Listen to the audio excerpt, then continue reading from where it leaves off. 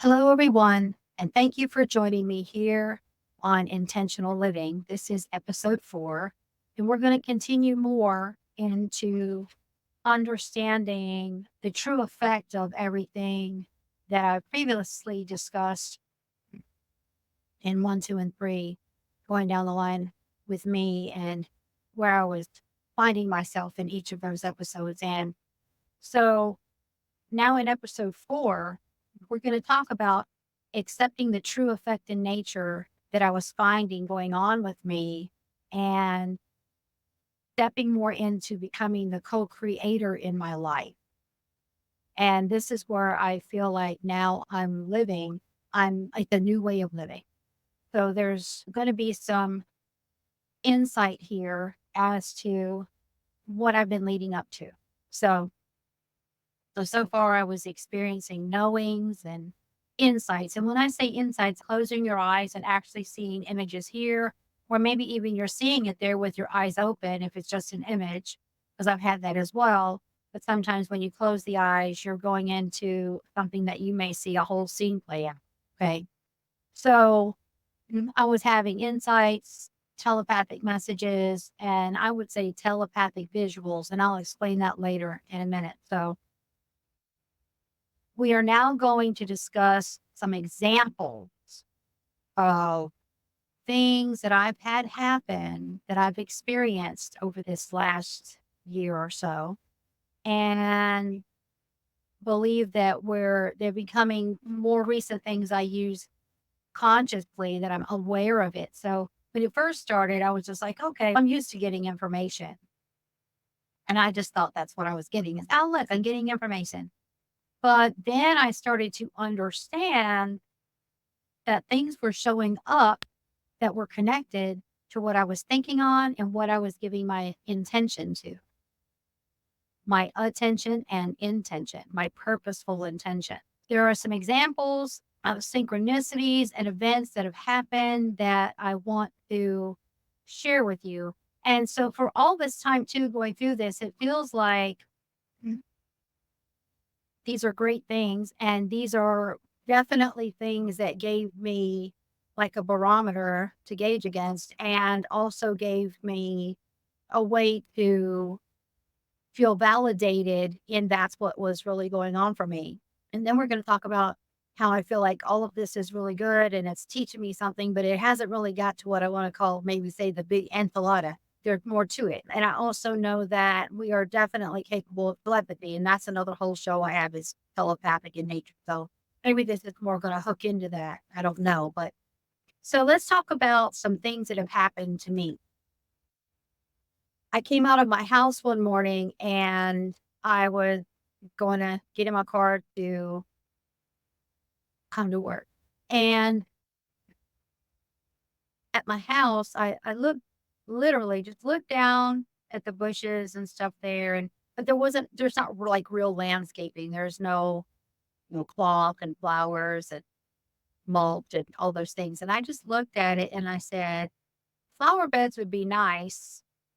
I'm not in a position to do that today, but when it shows up is how I said it. So I was not trying to be in a lack mentality and it felt very nonchalant, like matter of fact, like boom, and I let it go. So for any of you who are familiar with Neville Goddard, he has information out there that talks about start at the end and then you set that and you drop the intention, the end goal. I wasn't even thinking about him when this happened. It was just so natural that it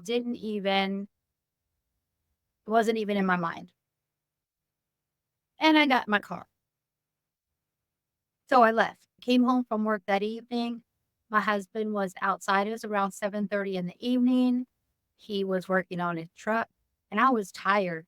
It had been a long day and I didn't sleep well the night before. So I said, I'm going to go inside and watch some TV and lay down. And if I fall asleep, please don't wake me up. I'm tired. So sure enough, I went upstairs, watched a little TV, and I was out. So the next morning, I get up and I'm coming out of the door of the house to go to my car. But a client was messaging me already. asking me some questions. And I was looking at my phone, paying attention to that, and coming out my front door. My car is over this way towards the by the mailbox. So I'm looking at all of that and I go, and before I get in my car, there's a flower bed there. And I get, you know what? I'm gonna put some hostas under this tree because they love shade and that'll be nice. I get in my car and I leave. So about 9:30, because it was like 8:30 when I left, my husband texts me and he says, "How did you like all your bushes?" I said, "What?" He said, "How could you miss them?" And he sent me pictures, guys. These bushes are like this big and they're all still in the pots. There's monkey grass, there's really big bushes, and just, I can't even. He was like, "How in the world did you not see that?" I said, "Well, I was looking at my phone and I went straight to my car. And apparently all the stuff was over this way, right on the side where I said the flower beds would be nice." So apparently he said about 9:30 that night when I went upstairs, our neighbor from across the street came over and said, "We're going to re-landscape all of our flower beds out here in the front of the house and have someone come in and do that. And do you want all of these bushes and flowered landscape items?" And of course he said, "Sure." Well, what I didn't know, guys, is in their yard where it was landscaped, they have the brick wall and the mulch. They never took them out of the pots and planted them. They had been there for a year or two, just getting bigger and bigger. And they decided they wanted to redo it all. And I was like, "What?" So then I had to call my husband because I was like, "You don't understand what happened." And he was like, "Wow." I was like, "Yeah, so I was going, okay, this is a thing, but really got my attention because it was like that. And so a couple days goes by and I'm thinking, I don't have the black cloth to put down or the mulch or anything. And but maybe my husband has like a big roll of plastic I could use to make that happen. And because a roll's expensive and things were tight. So I was like, but I didn't get wrapped up in the feeling of not being able to provide it. I just said it'll show up. So a couple days goes by and Mike across the street was outside. His wife was gone. I said, and I walked over and I said to him, I said, "Please make sure you thank Marie for, thank you guys, and tell her I said, thank you for everything you gave us." I said, "Mike, you're not going to believe it." I told him the story and I said, "And I just got to get the cloth." He said, "Wait right here." I was like, "Okay." He goes to his shed in the back and brings me a cloth, roll of that cloth, and gave it to me. And he said, "Oh, by the way, we got two more really tall, like tree like bushes in the back too, if you want those." I said, "Sure, I do."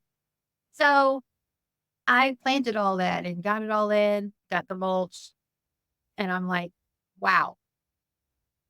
So another situation that happened like within a couple of days of that was maybe a week or so, week or two. I had gone somewhere and, oh, it was my son's graduation. The twins graduated from high school. They were 18, they're 19 now. And my son, my older son, said, handed me money and said, "Mom, we're all hungry. We've been at this thing for a couple hours. It's 4:30 now. Just go grab some hamburgers." So I go to McDonald's. Oh my God. There was like 10 of us that needed to eat. Let me tell you, $93, guys. $93.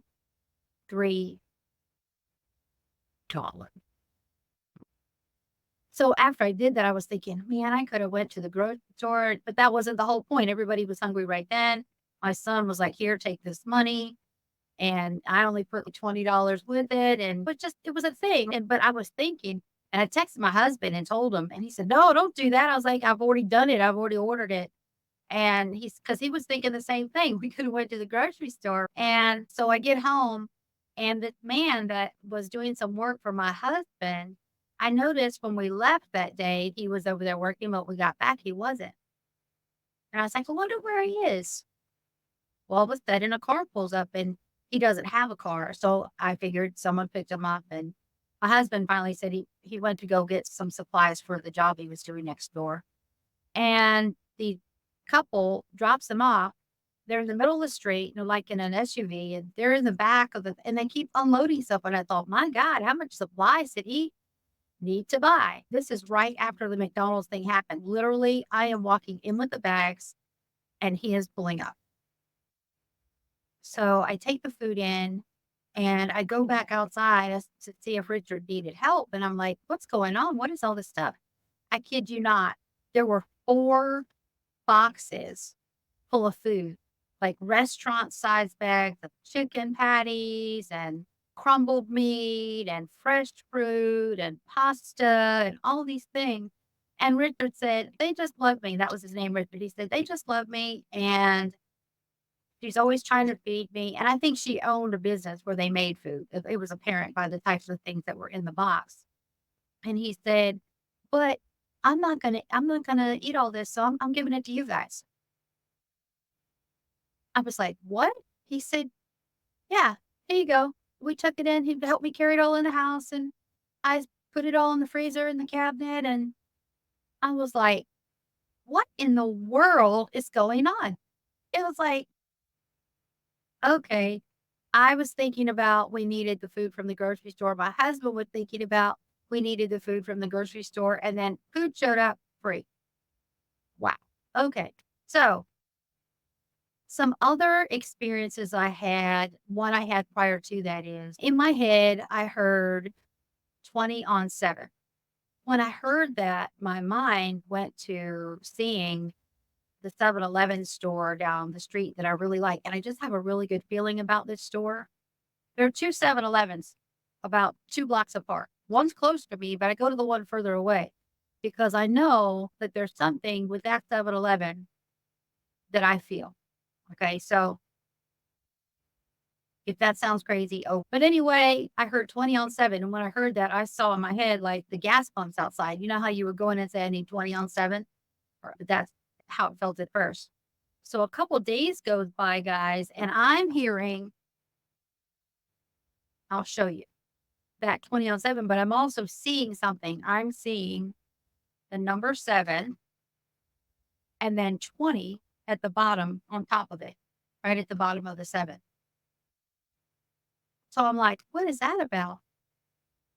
And now I'm sitting in front of the 7-Eleven. And of course, I'm sitting there looking at Mega Millions and Powerball and whatever else and trying to figure it out. And I was like, let me just sit here for a minute and see how I feel about it. And just connecting in. And all of a sudden, I felt the warmth in my chest. I'm talking to God. I said, okay, God, I'm going to walk into the counter and see how I feel. Because also, as I felt that warmth in my chest, I saw there was a young gentleman at the time that worked there that had a tattoo of a rosary. You know how some people get it down their arm and then the cross. And so I remembered seeing it and I saw that. So sure enough, when I opened the door, he is working that day. He was there. And I kid you not, guys, I walked up to the counter and you know how on the counter they'll have the plastic overlay that's over all of the scratch off tickets that's available? It's like it illuminated when I saw it. Number 7 ticket, and it was $20 in the bottom right hand corner, 7 and 20. And I'm going, are you kidding me? And there's a lady there also working, and I'm looking at them, and she tries to help me because the other guy's checking someone out. And I said, no, just wait a minute. I'm going to need to see him. And he just looked at me because we don't really know each other like that. Right. So I said, you'll understand. I'm willing to wait. So I wait and I said, I'm going to need you to give me ticket number. And I got the ticket and I left and I said, I'll let you know. So as I'm getting in my car, I hear a man's voice say, it's not what you're looking for. because they know what I'm looking for. It's not what you're looking for, but it's something. And the old me would have got all wrapped up in that, but the new me was like, okay, got in my car, didn't scratch it off there, came to work, got here, got settled, got something to eat. Then I scratched it off, but had a normal and a bonus. I won $50 in the regular and $50 in the bonus. Like they said, it's not what you're looking for, but you're learning how to use what you're getting and picking up on and what you're receiving, right? These are some examples. The next really big one was a friend needed a job. And we were online looking here one day at some job. And this job came up at the Aberdeen Barn, which is a restaurant not far from my house, like maybe a mile away. And it's their servers start at $20 an hour. This is high-end restaurant. They are always slammed and full. How? I don't know. I know I've been there one time. And I was talking to her about it, and I thought, you know what? My son might want to do this because he had done busing before, but not really serving. And I was just all into it. I was focused on it. That night, I was even looking up. There's a who knew there was an online class that teaches you how to be a better server and etiquette and all those things for $20. And so I continued talking to him about it. I say, hey, if you really want to apply for this job, and it's perfect. It's right there. I said, if you want to take this class, I'll pay the $20 and we'll find out what you need to do about getting an application. And I don't know anybody there, but we'll get it going. So this was like the second day after we first started talking about it. And that person that's looking for a job was back here. We were talking about it again. And as we're sitting there talking, a woman walks into the store and she has her work uniform on. And on her shirt says Aberdeen Barn. I just looked at the girl across from me going, oh, so I get up to help her. She's never been here before. Her mother had lost someone and she was looking for a gift for her. And she bought her a rosary and she bought a couple other things. But I started talking with her and I said, hey, we saw where this thing is online for servers. And I said, I have a friend and my son that might be interested, but we don't have any idea what to do.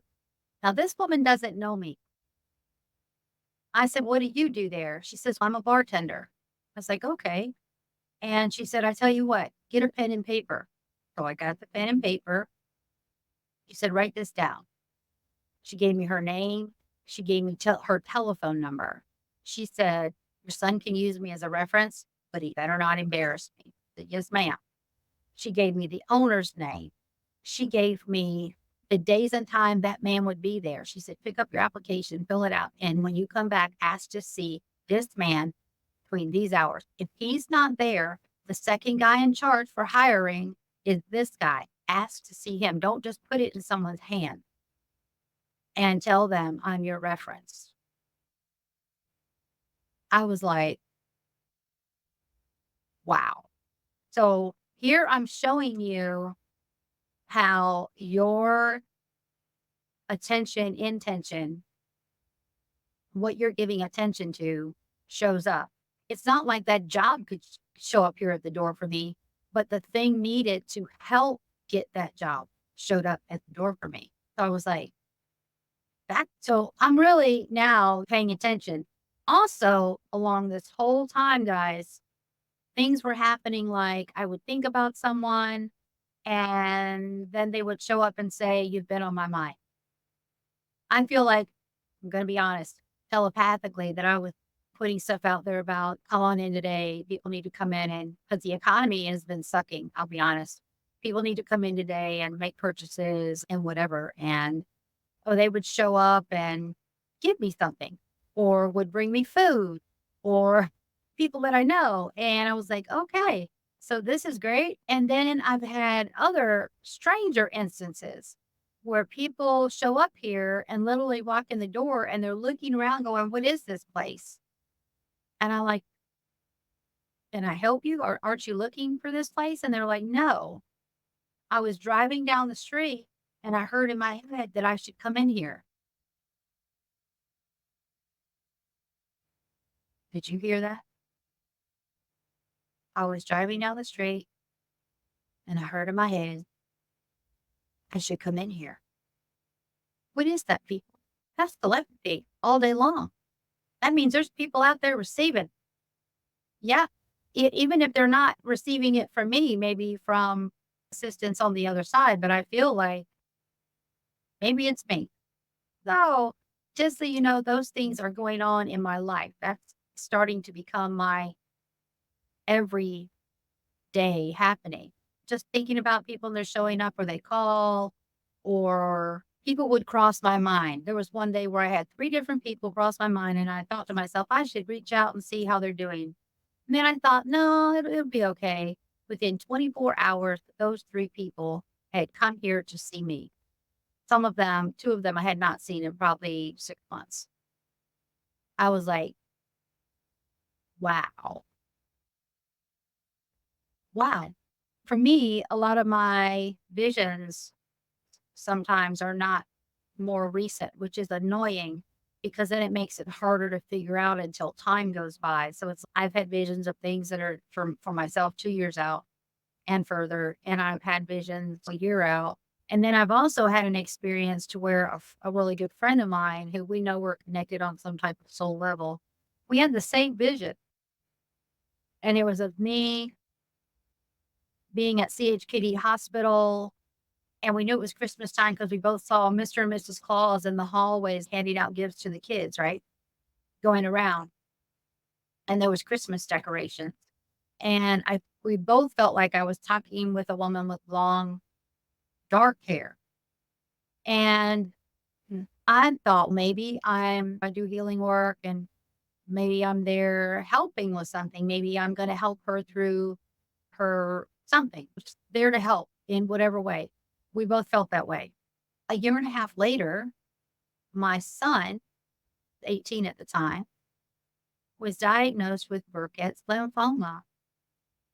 And we had gone to Norfolk General Hospital and they sent us to be treated through CHKD. I was like, it the week after Christmas, we actually went in on the 19th through the emergency room and we started treatment a week after.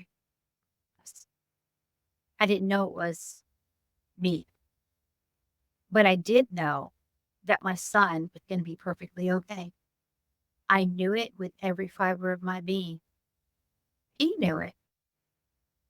And he is. He had 4 chemo treatments and then was scanned and everything was good. He goes back in July again for a recheck. And it was just, I can't explain it to you. This is something that is available to each and every one of us when we start participating and really stepping into being alive through our minds and hearts and souls to activate ourselves through purposeful intention, intentional living. And I feel like you have to get yourself to this place of being in the now moment, doing all of the letting go and the healing of the emotional pieces, coming out from underneath that, being your authentic self. Your higher self is definitely stepping more in. And then you just keep going through these things that are going to naturally unfold for you and show you that you're a multidimensional being, how it feels, guys, when I talk about this. So I feel like here recently, not today, not really, but maybe a couple weeks ago, until a couple weeks ago, like I was in this holding pattern of, and it was a little frustrating because I was like, it was like hurry up and wait thing. And I felt, although I was in an economic situation here, because we all know the economy right now is people are buying food and gas for crystals and infant, whatever. So for me, it's like low. So I feel like I've been in this holding pattern of that is how it feels until I was able to learn some things while going through that. Because if I had really been financially sound, I would not been in a place to approach what was needed in a different way. I would not be applying and using the things that they were trying to teach me unless I were in this situation, if that makes sense. So, here again, I feel like everything that comes is necessary for your lessons in life. And they were trying to teach me how to do something else. And also, the reason that dynamic was needed so that I could let go of the circumstance. That's a test. You have to be able to let go of your circumstance and not let the outcome control your thoughts. I could very literally, instead of being focusing on my work and doing other things and doing them in a different way, could have been focusing on, oh my God, what are we going to do? And been scrambling all this time and been an emotional wreck. But I haven't been, because whatever's going to happen is going to happen. And once you release to that, the universe will step in and assist you. I've seen it happen. Everyone about my son's case, there was great things that came out of that, including he got Medicaid and his twin brother got Medicaid, which they didn't have insurance. There was financial assistance that came with that because I had to be there with them for weeks of. So it's just lots of good things came out of it. And this kid who wasn't even thinking about going to school after his experience is thinking about going into medicine. I'm like, if it took that to do all of the great things that just happened, then I accept that. And this is what God's trying to show you. It's like the story I told previously in Ram Dass, right? My intention was I want my kids to be safe, get an education, or whatever they want to do. I don't tell them they have to go to college. If they choose to go to college, that's fine. Because God knows we've all seen great people who have never even attended a college, right? So that's a them soul and a God thing to make that choice. But I just want everyone to be secure. And if it took that experience for him to give him some insights that he needed to have, then you know what? Okay, God, we'll take it. We'll take it. And some people have a hard time understanding that or dealing with that, or how I could even feel. It's called faith. I had faith that everything was fine. I just knew that everything was good. Also, I had this vision, and so did my friend. And I just felt okay. I don't know how else to explain it to you. And hopefully, everyone's going to get to this place where they understand that you are this dynamic being of light, and you can draw to you anything. So just understand that. Don't get wrapped up into how it has to show up. That's what we do. That's our downfall. We have to be in control of it. You have to loosen those reins. Okay. We're out of time. I want to thank you today for joining me here on Intentional Living. And we will be back again, and I will see you there.